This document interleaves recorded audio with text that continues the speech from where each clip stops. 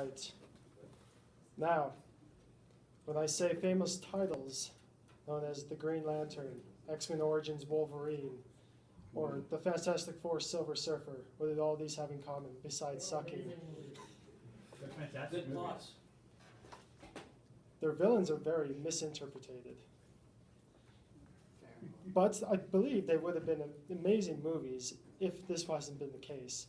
But another victim to this kind of stereotype has been Spider-Man 3, or the Tobey Maguire saga. Oh yeah, that. Ooh. Yeah, Venom. Or is it Sandman? So yes, Venom, It's both. he was, kind of short-sighted in the entire movie. But I'm here to say that Spider-Man 3 isn't as bad as a movie, and we're probably crucifying the wrong series because of it. Now, Spider-Man movies have not been amazing recently, but I want to Don't talk about Amazing Spider-Man. but I want to take into comparison between Tobey Maguire and Andrew Garfield.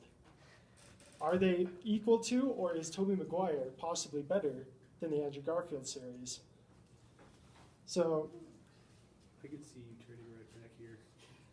That's mostly. in the Rotten Tomatoes, for the Spider-Man 3 saga, it has received a 63 average positive review for critics, but a 51% of the normal populace. But for the Amazing Spider-Man 2, the ratings are pretty much opposite, where the critics have brought like a 53% positive, while the audience got a 65 positive. So both movies are pretty similar in those kind of aspects.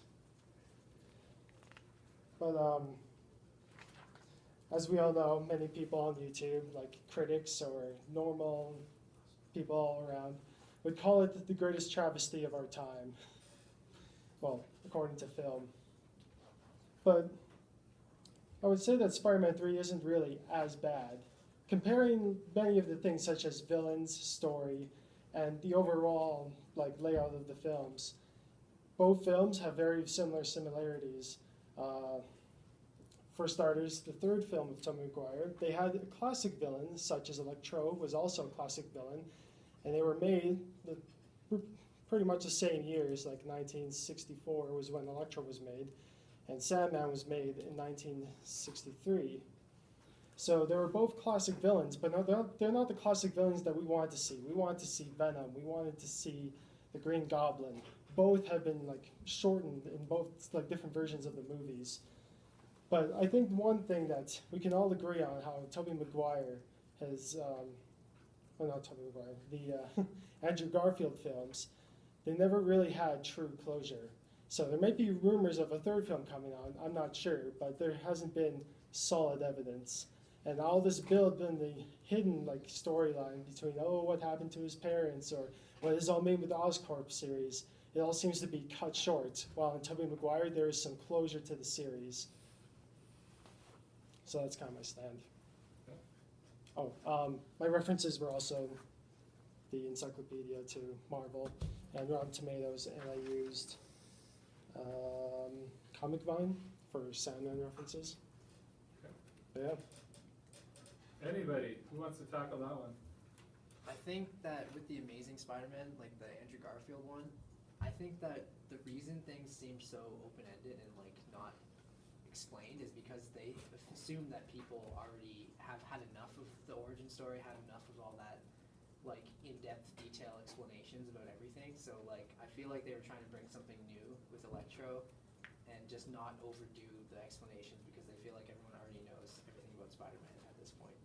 But both films have already gone through the basic origin, Yeah, which was that's kill Uncle Ben. But then, and the Amazing Spider-Man brought in a very interesting, different point of view of the origin story. But the sequel didn't really reveal much to it, except that Oscorp is we're going to build supervillains.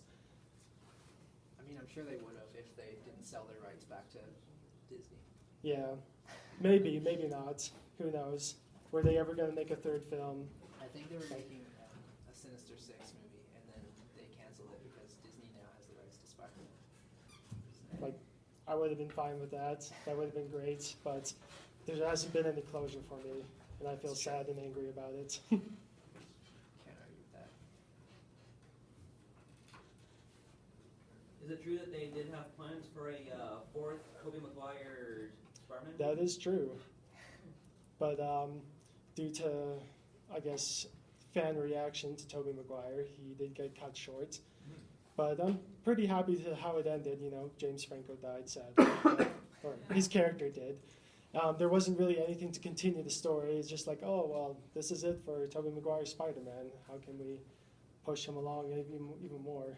Introduce his daughter, probably, because he does have like a daughter named Spider-Girl. That would be cool. It's not till he's like a lot. All right, thanks so much, Spencer. Okay.